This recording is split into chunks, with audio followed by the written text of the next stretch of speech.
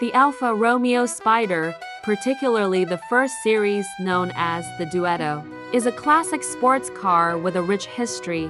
It began as a roadster based on the Giulia, featuring Pininfarina and Appo's design and mechanical components.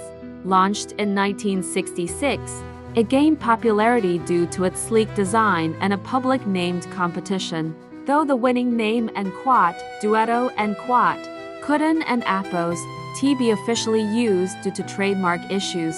Here in Appo's, as a more detailed look at its history, the Spider was based on the Alfa Romeo 105 series Giulia. Utilizing the same mechanics, Pininfarina was responsible for the body design and final assembly.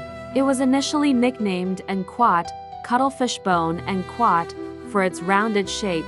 Alfa Romeo held a public competition to name the car, with en quat, Duetto and quat being the winning proposal. The name en quat, Duetto and quat was chosen in a public competition, where over 100,000 ballots were sent in, the majority from Italy. Due to trademark issues, the car was officially launched as the Alfa Romeo Spider 1600. The Spider was launched at the 36th Geneva Motor Show in March 1966. The Spider and Appo's popularity increased after its appearance in the film The Graduate. The car was available with a 1,570 cc's twin-cam engine producing 109 PS. It had a 5-speed manual transmission, disc brakes, and 15-inch wheels.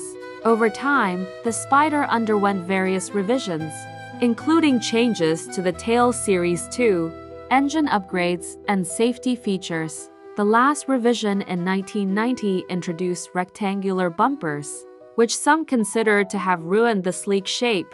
The Alfa Romeo Spider is considered a design classic and a desirable classic car. It remained in production for almost 3 decades with only minor aesthetic and mechanical changes. It has become one of the most accessible cult Italian automobiles.